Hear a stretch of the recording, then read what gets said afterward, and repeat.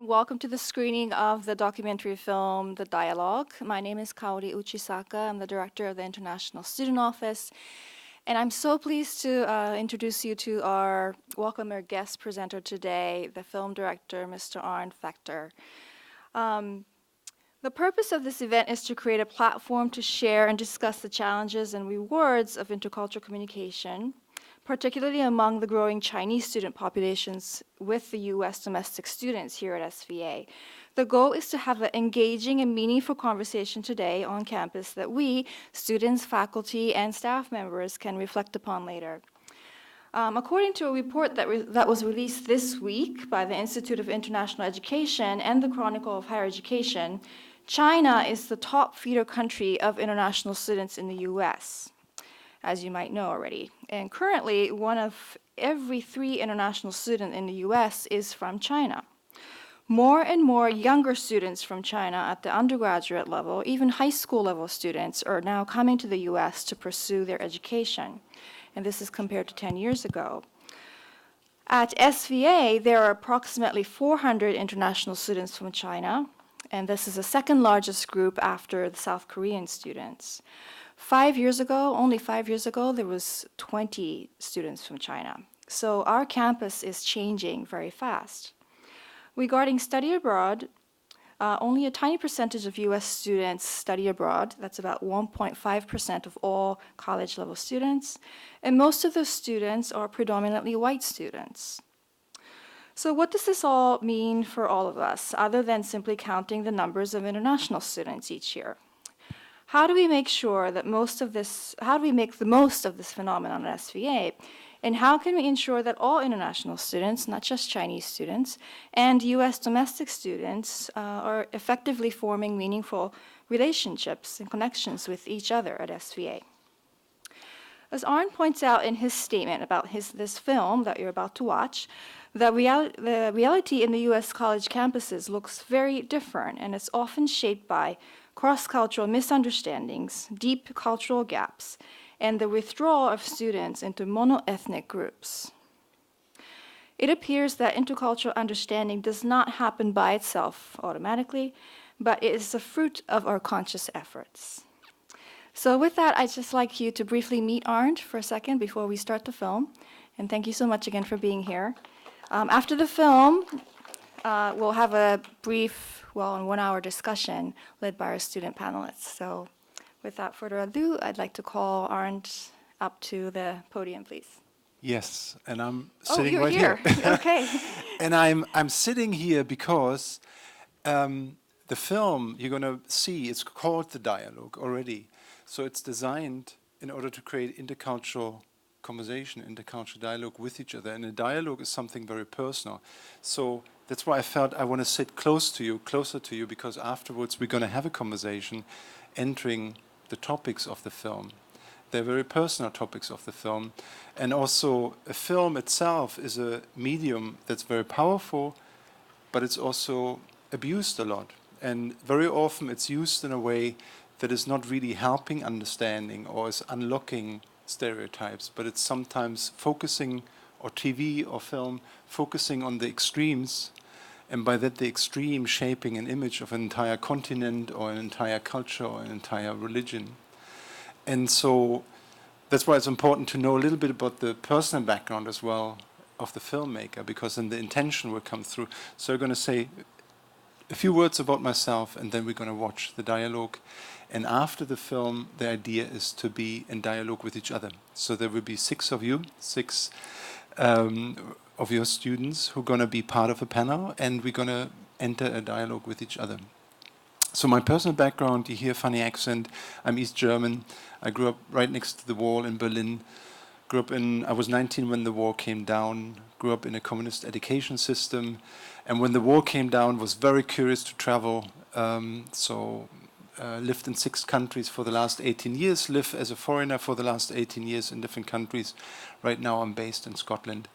And I feel in that, in the last 18 years, the deepest learning happens by learning about other cultures, not just about architecture and good food, other food and so on, but by actually interacting with people of a different cultural backgrounds. That's a place where our deepest learning, where for me, my deepest learning happened, was became a key mentor in my life to have intercultural experiences. So I'm curious, I want to watch the film with you now, and I'm curious to be in dialogue and conversation with you afterwards. Thank you for having me. Thanks, Carol. I'm going to take this one. Okay, so you saw people, you just witnessed people entering conversation and dialogue with each other. And that takes a bit of courage. And you saw that all of them committed to being present for each other, and being all of them, all 8 of them, committed to being vulnerable for each other as well. And staying in the process when there's tension, when there's heat present as well, to stay. And so I want to invite those qualities a bit for our conversation now as well, in being in dialogue with each other and being in conversation with each other. There are 6 students of SVA right here at front, and they're our panel. And what would be great is if we maybe just briefly go around and say your name and your main studies, the main studies you do, okay? Hello, my name is Charin. I study visual and critical studies. Okay. My name is Taylor, and I study illustration. My name is Hao Yang, and I'm studying graphic design. My name is Judy. I'm studying illustration. My name is Zach, and I'm a photography student. My name is CY. I'm a design student. So we want to start up here by showing some responses to the films and see in what way did topics of the film touch you as well personally with the story you bring. And I want to invite for all of us those qualities. The students on camera, all of the students were not used to being in front of camera. So for all of them it was taking a big risk. And all of them brought in their personal commitment of openness and curiosity, and their ability to do the courageous step and be a bit vulnerable with each other as well. In the last years, working with American students, we had about 7,000-8,000 students with our non-profit organization for cross-cultural education.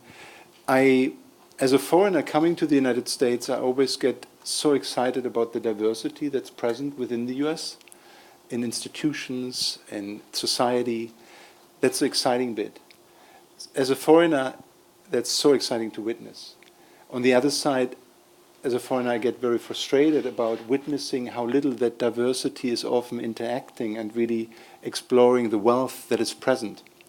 So again, that's one of the invitation right now for our conversation as well, to hear a little bit from each other and learn from each other. So who would be happy to start, the 6 of you? What was something in the film that touched you personally? Who would be ready to go? Can go. Personally, when I was watching the film, I couldn't agree more about the fact that the students were having conflict politically and the historical background, because my background is from South Korea, and I grew up also in Canada, and then I moved here in America. And when I'm meeting American students or even South Koreans who grew up in America, you have a lot of issues historically, and the background issues such as Korea and Japanese conflict. And if you hear certain their opinions, that you cannot agree because personally I think they're being ignorant about other people's culture, and they're saying, oh, why do you have to be obsessive about it? And in the film, the students were also having those conflicts, and because even though they're from China, one is from Hong Kong and one from mainland China, and they're very different historically and politically. So I couldn't agree more, because I also have friends who are Chinese, have 2 different backgrounds like that. So I think that part really got me into it. Yeah, and when I listen to you, I hear as well that it's really sensitive to talk about these topics. South Korea and interact with somebody from Japan, and that there are certain taboo topics And within US society, there will be other taboo topics that are difficult around diversity to interact with. Thank you. Who's ready to go? Yeah, just to add on that, I think, at least when I was watching, what Han and Yan was getting out of that argument or conversation was that they were trying to speak on behalf of the culture they're from instead of as individuals. And I think at the end they found the differences in the way they express their ideas and their opinions in a more personal way. And I think that is important, especially when you talk about political and cultural conflict, to understand first that it is influenced by your culture, but it is also you as an individual that's expressing these ideas. Thank you. Thank you. Who's next? Actually, I was grew up in a city in mainland China that's really close to Hong Kong. The name is Shenzhen. So everyone go to Hong Kong from mainland China has to go through the city I grew up. And what's happening in Hong Kong, I would say Shenzhen is like the place that get the first-hand news, like what's going on actually. And I actually remember the first month I was in New York City, I got friends from Hong Kong, from Taiwan, from other places, and I've been keep arguing with them just because the education I took back in China is a little bit different from the education they took politically. And then I just came to a point that I will accept just keep an open mind because there's no right or wrong in our opinions, but it's their right to have their own opinion and just be open with that. And maybe you can share your opinion, but don't try to make him think the way you think. Yeah. Thank you so much for bringing this up, because obviously there's our entire context, our education, our cultural context will all influence how we perceive a situation and an interaction. And you just spoke about that moment of there's a level of annoyance we experience as well of being upset about each other. How come you see it this way? It's so obvious out of my perspective to see it this way. And this self-awareness you describe of saying, stop, I need to commit to still continuing, be open-minded in order to engage, in order to continue learning from this interaction. Thank you. Who's next? Go for it. I thought that what Mercedes said about, sorry, just a moment, just about sort of like not only existing as an American, but for her existing as an African American, or for other people just existing as just, you know, not only as within a certain nationality, but also within the culture of that nationality. I think that that was really important because we tend to generalize like somebody's either American or somebody's Chinese, but within America or within China, they can occupy very different roles. And that really spoke to me a lot. I thought it was really important that, you know, we sort of take that for granted, I guess, when we're in our own country, but when we step into other countries or other cultures, we tend to, I guess the generalizations that we place upon people based on nationality tend to sort of, I guess, fall away if we let them.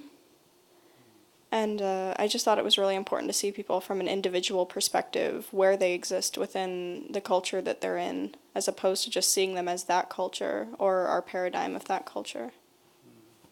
Yeah, and there's, you bring up this important detail that there's diversity within a country, and very often there's diversity within a classroom, and there's diversity within a family of gender differences or differences of opinion or different of personality. We have different needs and different styles of communication.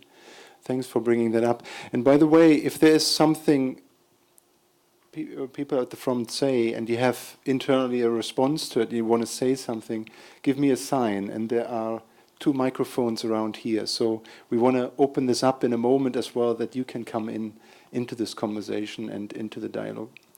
All right, who's next?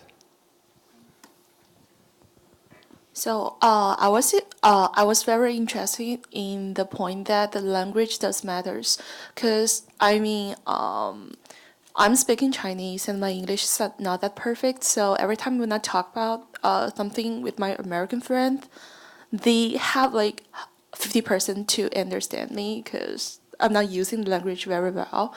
So I think in the movie, I saw like Mercedes and the girl, the Chinese girl, they are having conflict between each other.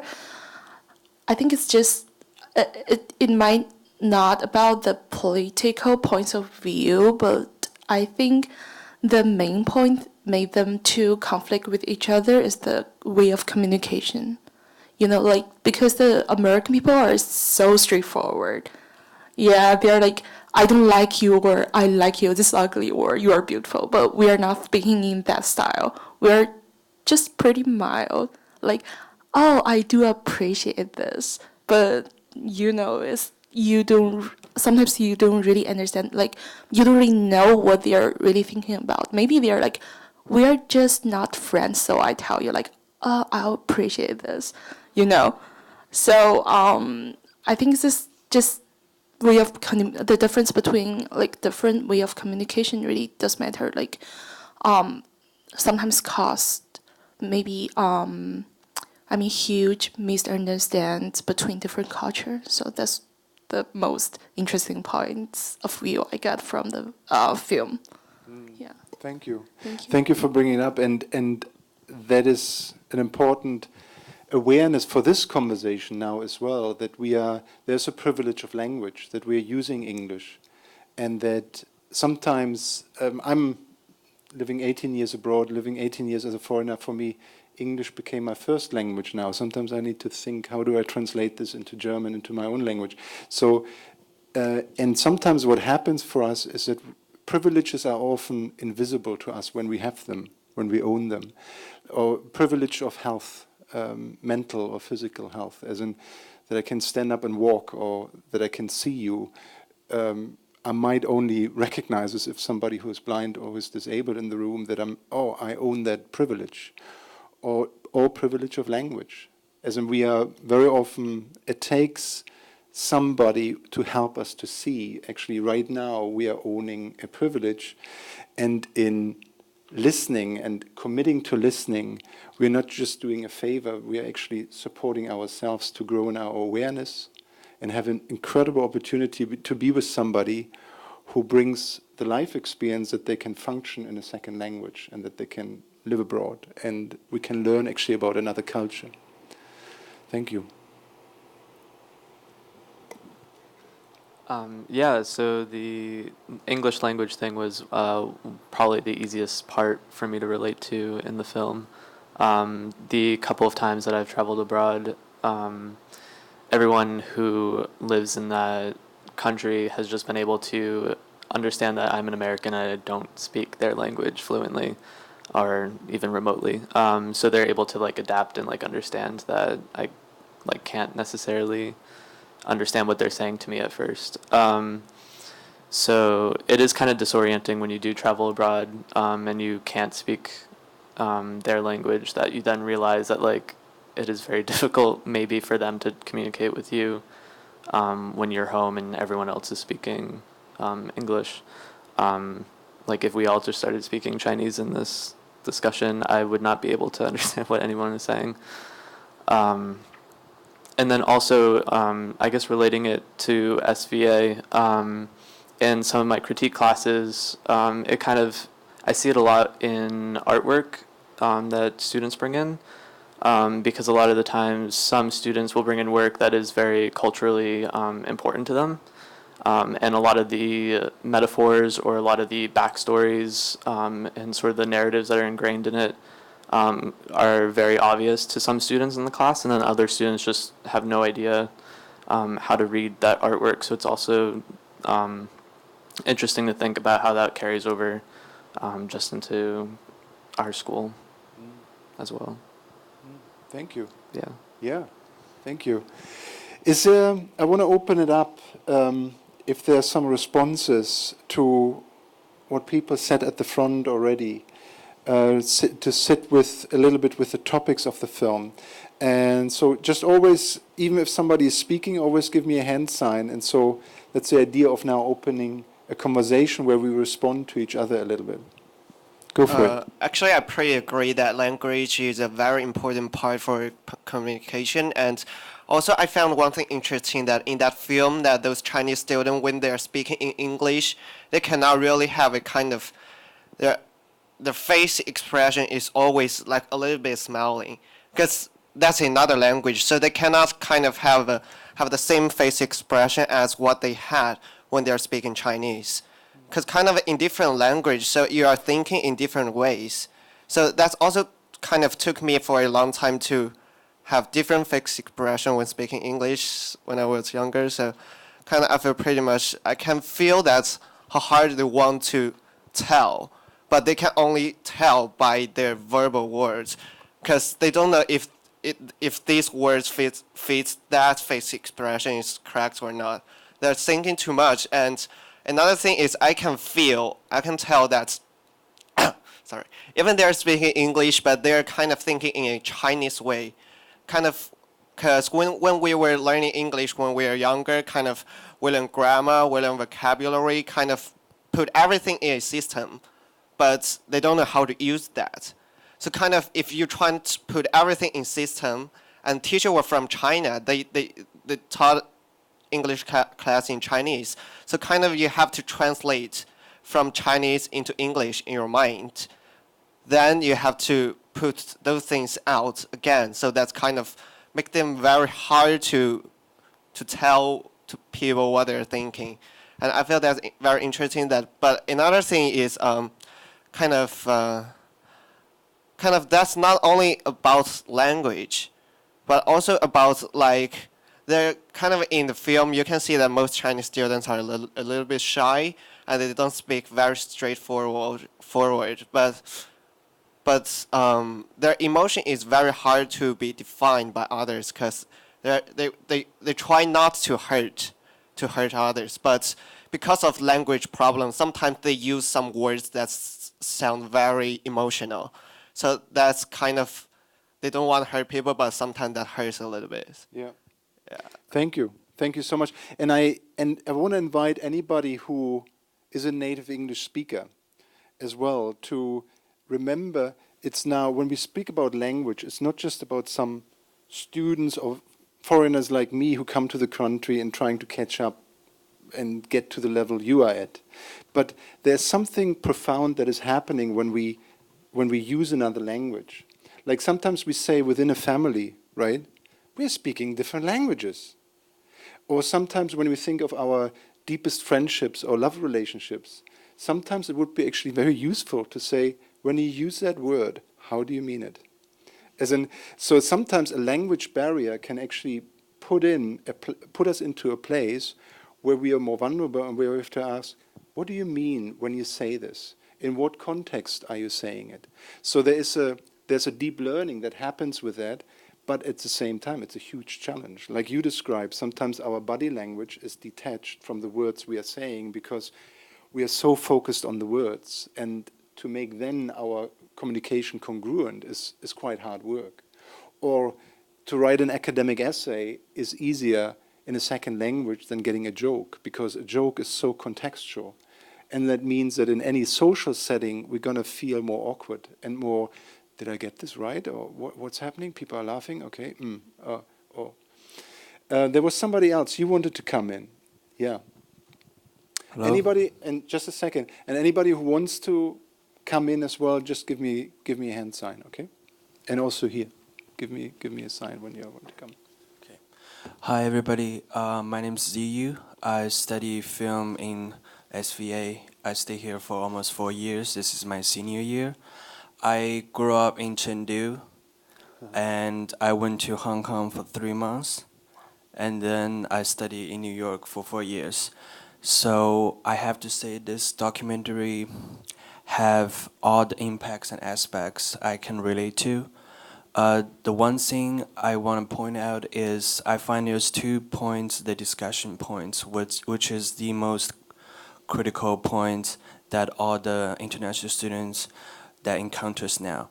The one thing about when the girls from Hong Kong and argue with the boy from Beijing who study in Italy.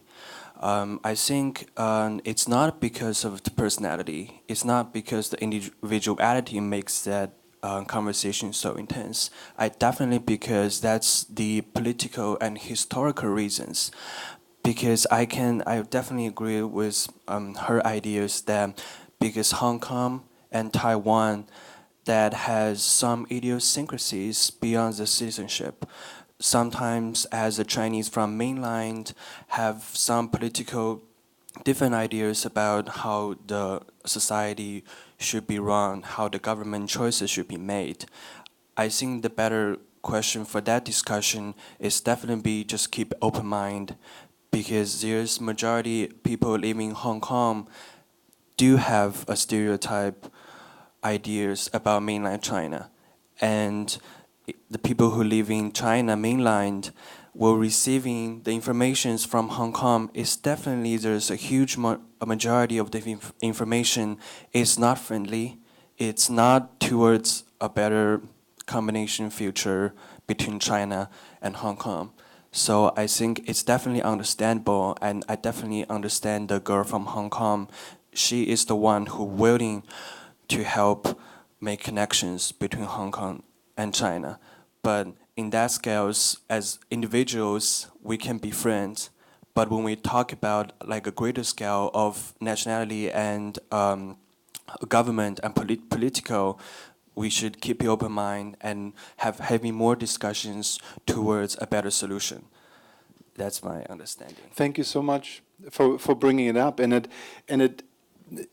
Do you feel it as in there are so many topics touched in the story, and the idea is not that at the end of the story there is one outcome and we all think the same. We all who are sitting here witnessing a story, we all have our context and our background, and there will be very different things that touch us in our story, and we're also going to have very different interpretations of what's actually happening between people. Like you now described between Han and Yan, Hong Kong Chinese and mainland Chinese. You straight away say, well, it's certainly culturally, it is, and it is. And at the same time, they really experienced it as well as a clash of personalities.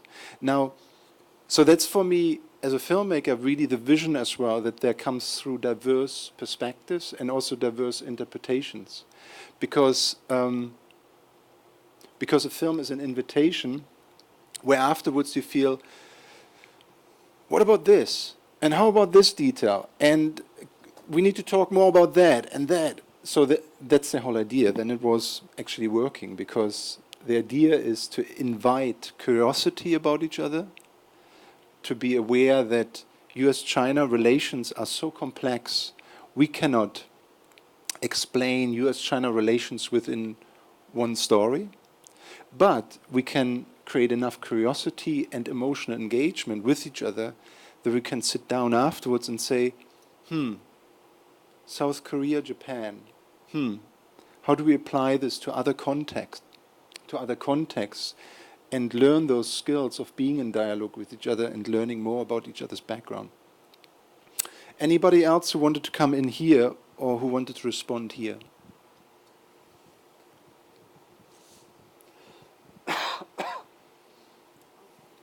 Right there.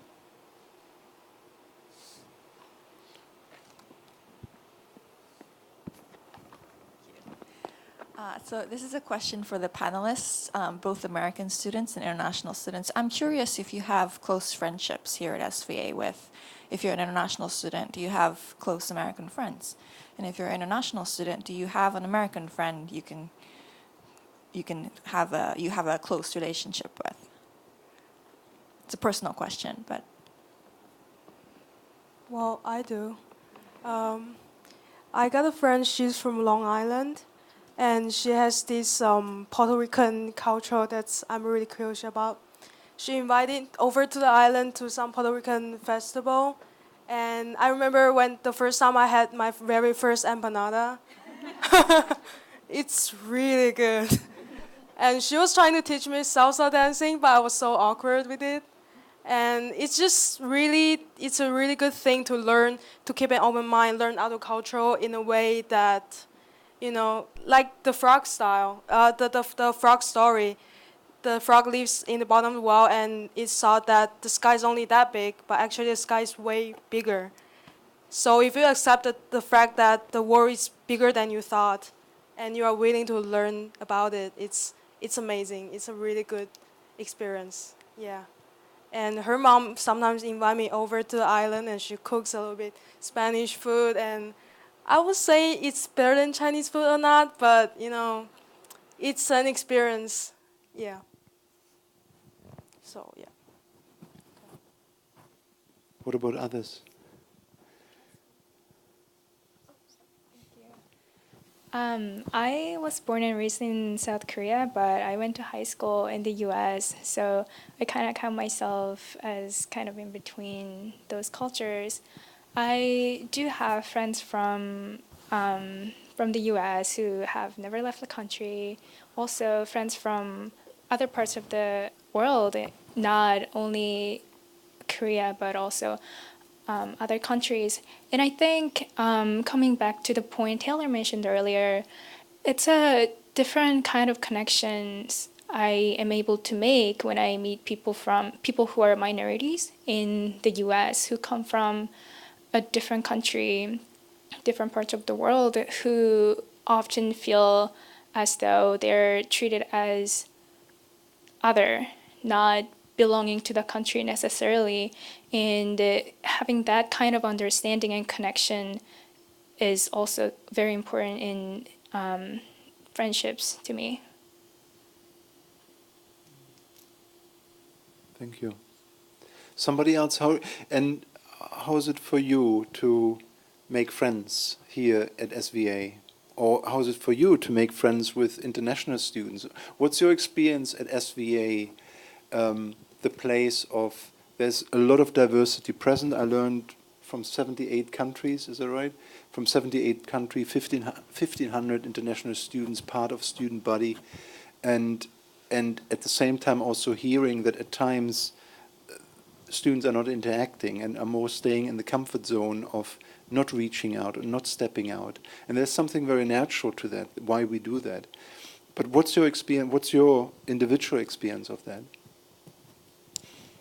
Just for me personally, moving to New York was just a really eye-opening experience because there are so many people from different cultures and different countries.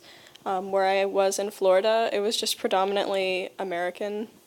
And so moving here was really fantastic for me. I've just gotten to meet so many people from so many cultures and just, experience so many amazing things.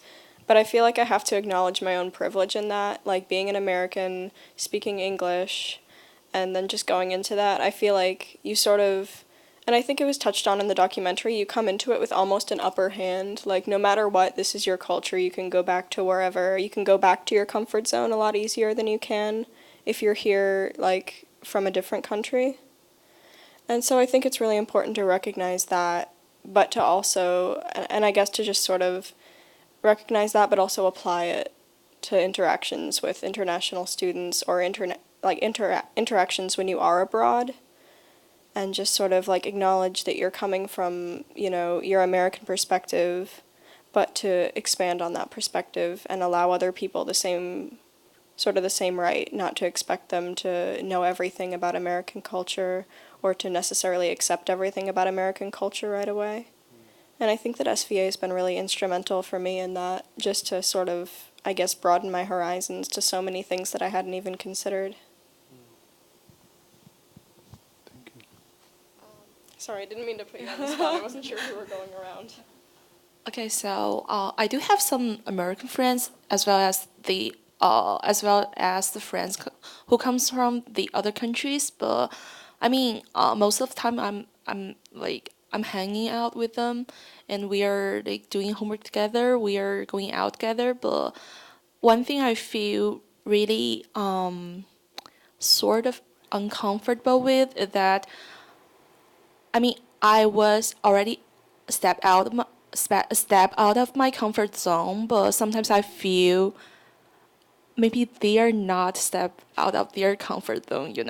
Like, I want to make friends with them, and I try so hard to learn their culture and to understand their circumstance, but they are like just I don't know. I like most of the time I feel like the relationship between me and my friend is just like I'm the guest who's just visiting their house, you know, like whatever I try, they're just like, I don't know. There's something just in front of me to just keep me like away from them, and I just don't know why. I don't know what it is. Yeah, I think it's something about culture, but I think the thing is that the people who need to step out of the comfort zone is not only the international student but also the domestic students. And there's a prejudge thing in the film I feel in touch with it, because just like everyone has a prejudge for others. I mean, the thing is, it's not only like you like maybe Americans want Chinese people to understand them, but like we, like me as a Chinese, we also want them to really understand us, not only from the press or the TV shows, but also like maybe if you have chance, just come to our country. Yeah, that's the best way, and that's the most, I mean, efficient way to really know us, because we are like you see us are not outgoing, but I mean actually we are outgoing, but not as that much outgoing as you guys, you know. Yeah. So yeah, Thank that's you. all. Yeah. Personally, I do have a lot of American friends back in Canada and even here, and but for me, I would say when I came to SVA, I got to meet a lot of international students, like Koreans, I would say, and what's really been different is that I got to learn more about my background than I ever did in high school or middle school, because I moved to Canada when I was very little. So that was very new because I guess in a way I just got to figure out what my background really is. And through these people, and because like last year during the summer, I got to visit Korea, so that was another experience. And every time I go back, I'm a different person, and I'm growing up. And the whole country, it's even though it's the same, you know, because I'm different. It's very different relationship every time I go back, and I'm meeting different Koreans. It's like I feel like when I was little, I think I had stereotypes on both my Korean background and the American part of me, and but now I'm just feeling more of where there is more of I know where the whole I can really distinct each cultures, and I can now understand that they're not so different because at the end we're all human beings, and we're all the same really. It's just the cultural there's differences, but I think I am grow as I'm growing up I can really overcome it now. So I think that's a kind of difference that I have right now. Thank you so much. There was a voice right here. You wanted to come in. Yeah, it's actually kind of like what you were just saying, that I was struck as they were talking about privilege and the privilege of language and the privilege of being able to just kind of, I could step out of my comfort zone or I could come back. Oh, by the way, I'm Laurel. I work in residence life here at SVA. But I was thinking of the privilege of our culture and our histories and what we're taught in schools, because I really like growing up I grew up outside Philly. We learned a lot about like European history and kind of like how the U.S. was formed, but we didn't learn a lot about, you know, the various countries like South Korea and North Korea. Like we just kind of knew, oh, well, you know, one's communist, one's not, and one's oppressed and one's less oppressed. So like there was just so many stereotypes that just were never, I guess, we never learned them, and not out of maliciousness, but just out of what we were given as students in, you know, secondary school. So it wasn't until I got older and started to meet people from other places who actually did, you know, educate me more about what was actually happening. And I find, I'll make a big generalization about Americans, speaking just from my own experience, that I find that students from other countries tend to have a little bit more knowledge and understanding about like the intercultural politics, the differences between Taiwan, Hong Kong, and mainland China, and that as Americans we didn't have to understand those things. They weren't, not only were they not taught to us, but we had the privilege of not having to, I guess, worry about it in a way. So I just find that to be a really interesting thing as I see the students in the film struggling. Yes, there's personality conflicts, there's language, the nuances of not being able to use the right facial expressions. I thought that was really fascinating what you said. I found that really impactful, but also the privilege of just not knowing the history, or the disadvantage of not knowing the histories. Thank you so much for bringing this up, because in a way it brings it back as well. It was you who was saying it's not just about the international students who need to be courageous and step out, but how do we support domestic students as well in order to be courageous and step out? And then it comes almost back to the framing of the privilege and the rank. Because if it's only, if the framing is only, are we in a campus where international students come in order to catch up and become as American as possible, or if it's about all of us entering into a process of learning, a creative process of learning, where we become aware of our own ignorances, where we become aware of the cultural context we live in, and how media and our education system frames us or teaches us in a certain way. And so our outlook on the world will be shaped by that.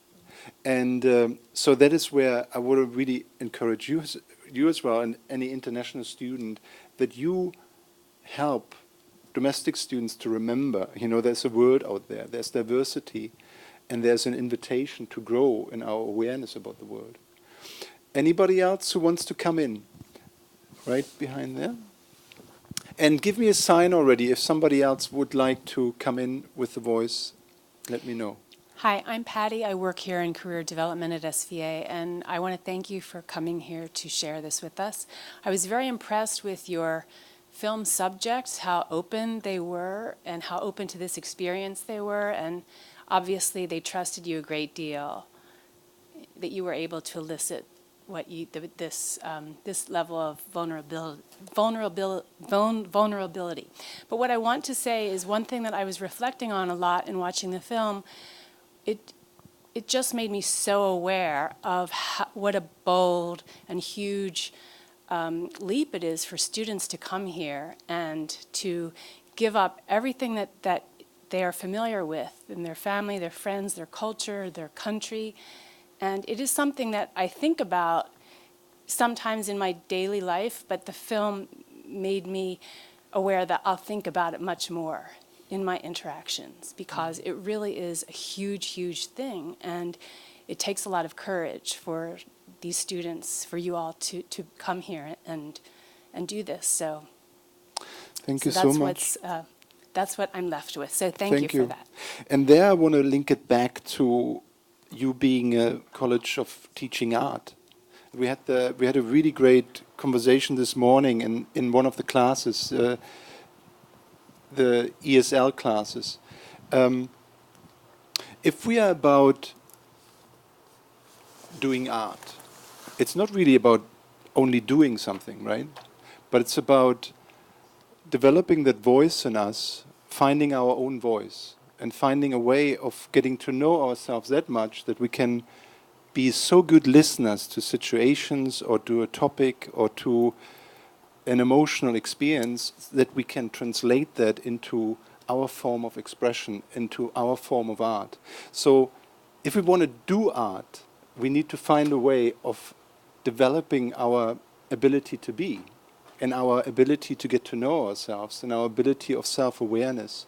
And that's where I get very passionate, because I feel that intercultural learning, cross-cultural learning, is such a window for self-development. As in Carl Jung already phrased it, and Stella Ting Toomey, that's a quote behind us, she's an interculturalist, she really framed that it's through the mirror of others that we learn to know ourselves. And it's because sometimes we speak about our blind spots of preconception, stereotypes, or our blind spots to our style of communication. There are certain things we are blind to because we do them naturally and all the time. So how do we find out about our blind spots? Through others who help us, who become our mirrors, where we realize, oh, I do something that really hurts this person. What is it in my attitude? What is it in my style?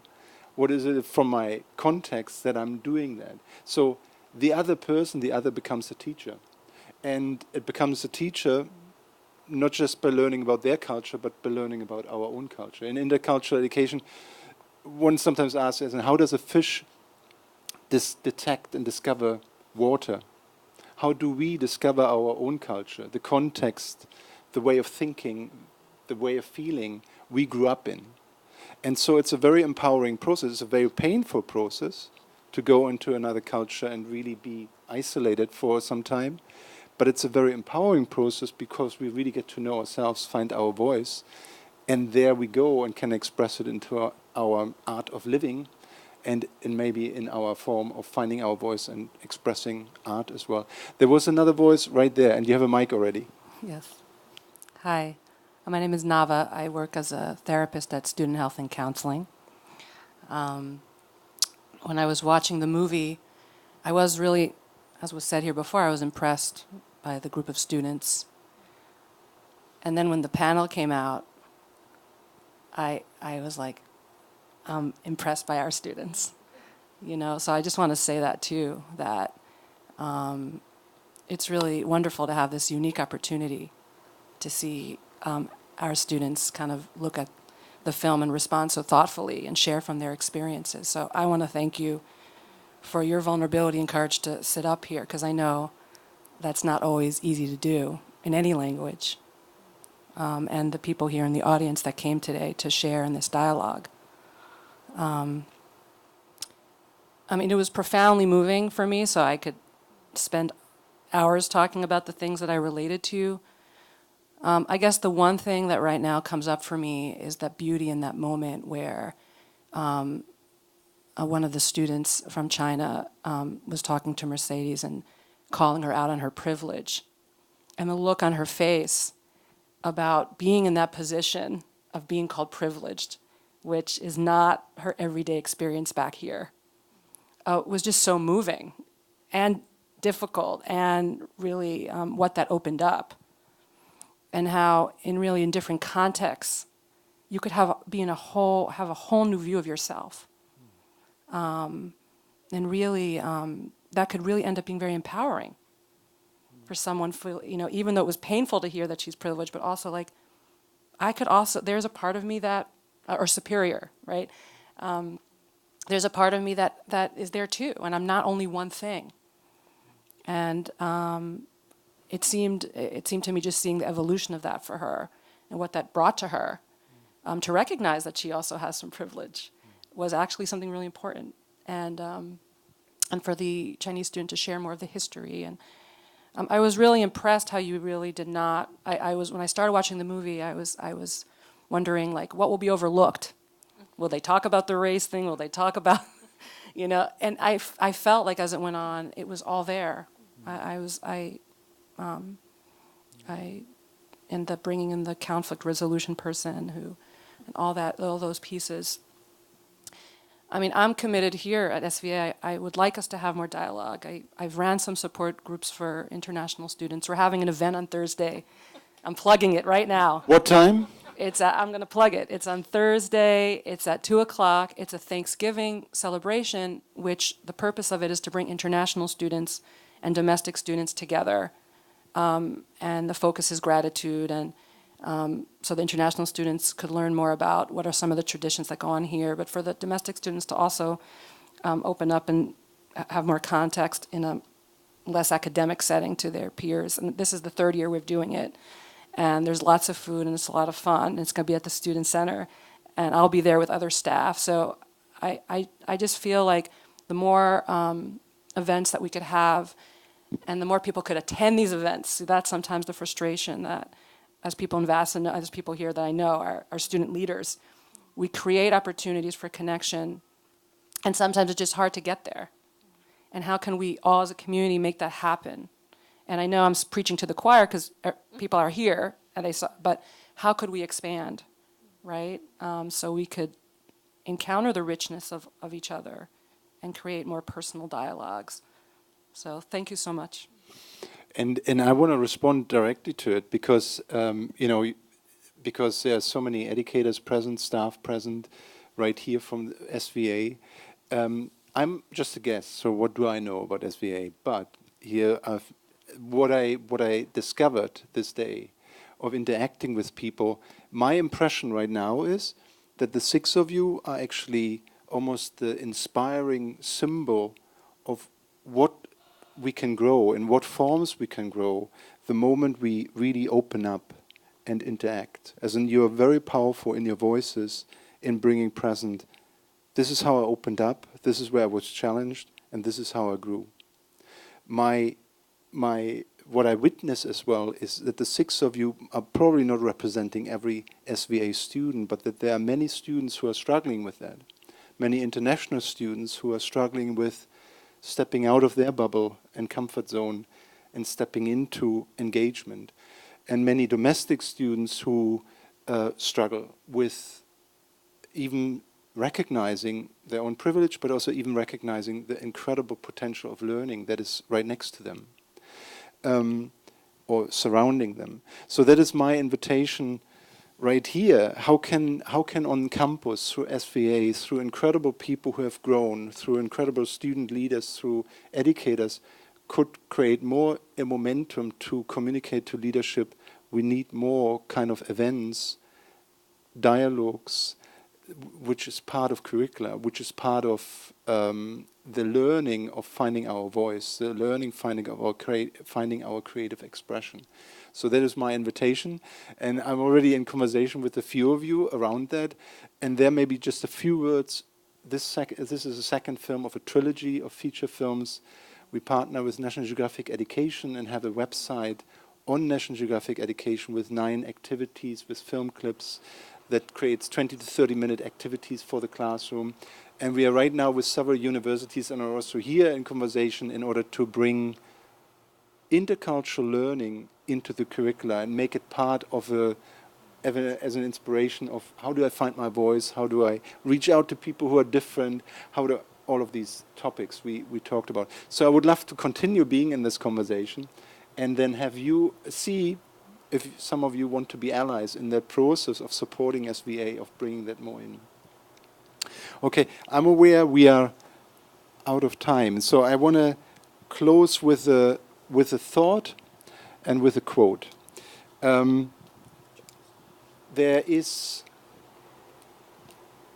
let me see if this is the right thought. I think it is.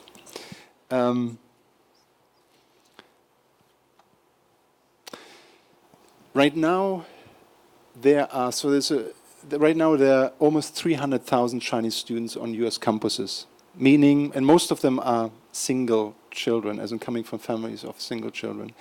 So meaning a huge group of the middle class in China, of the rising middle class in China, is sending their children for education to the United States. So that's the education part of it. The bigger picture, military experts are expecting the biggest conflicts and power struggles within a decade, 2 decades, 3 decades, not in the Middle East, but to sit in the South China Sea. And when then considering that right now, American, Chinese students, South Korean students, Japanese students from that area are spending formative years at the same institutions, what a missed opportunity for peace building if we don't create as educators and as students enough moments where we build relationships. Because in 2 decades, there might be a serious power struggle going on, and there might be even hot conflicts going on, and it will need those personal relationships and could support that peace-building process. Right now, in the majority of places, there are many Chinese students who are going back home, never making a friend in the United States. What a missed opportunity for peace building. We cannot change big politics, we cannot change our entire countries, but we can change our own story and the way we interact with the complexity, diversity, and beauty that surround us. So that is my encouragement and challenge to SVA as well, and to this. And I see your face. Can you show a face to everybody? So there's a table.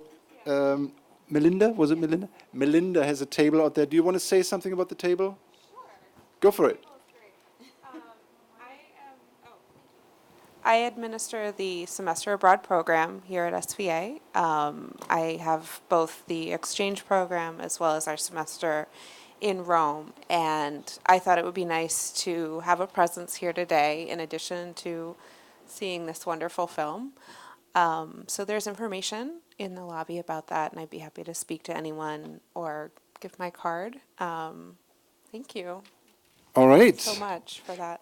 And I want to say thank you to all of you for being here in the conversation, but mainly also I'm touched by the 6 of you, that you bring yourself present on SVA in your learning, but also then bring it in front of other people. And I feel your power in your relationships and the friendships you live here on campus. And so thanks for your support and speaking. Thank you.